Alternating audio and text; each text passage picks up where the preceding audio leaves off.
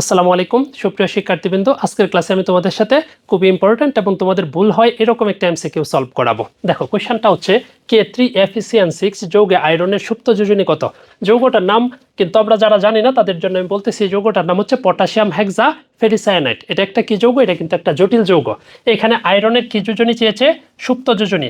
একটু আগে আমি তোমাদের সাথে ডিসকাস করেছি সুপ্ত যোজনী সমান আমার সূত্রটা কি? সর্বোচ্চ যোজনী মাইনাস কি সক্রিয় যোজনী। সর্বোচ্চ যোজনী মাইনাস কি যোজনী? সক্রিয় যোজনী। তাহলে আমরা জানি কিন্তু আয়রনের সর্বোচ্চ যোজনী কত? 3। আর সক্রিয় যোজনী কত? এটা আমাকে কি করতে হবে?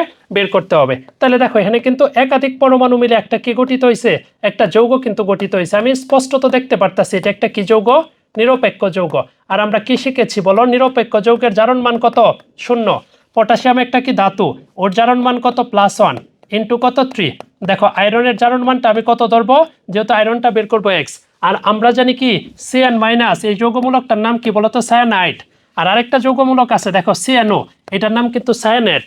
আর আরেকটা এরকম যৌগমূলক আছে CNS, এটার নাম কিন্তু থায়োসায়ানেট। তাহলে এগুলোর মধ্যে কিন্তু উল্টাপাল্টা লাগাইলে হবে না।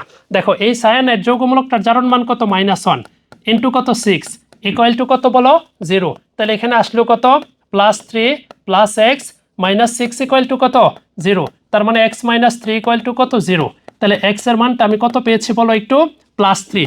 তার মানে এটাই তার কি মান বলো তো? জারণ মান। আর এই ক্ষেত্রে একাধিক পরমাণু মিলে যদি একটা যৌগ গঠিত হয়, এই জারণ মানটাই তার কি যোজনী হয়? সক্রিয় যোজনী হয়। তাহলে এখানে সর্বোচ্চ যোজনী পেয়েছি কত? 3। আবার সক্রিয় যোজনীও কত পেয়েছি? 3। তার মানে 3 - 3 ইকুয়াল টু কত? 0। তার মানে এই যৌগে আয়রনের সুপ্ত যোজনী কত বলো? 0। ঠিক আছে। যখন তোমাদের বোর্ড পরীক্ষাতে বা স্কুলের পরীক্ষাতে একটু অ্যাডভান্স টাইপের কোয়েশ্চেন করতে চাই, তখন কিন্তু এই টাইপের এমসিকিউগুলো পরীক্ষায় খুব আসে।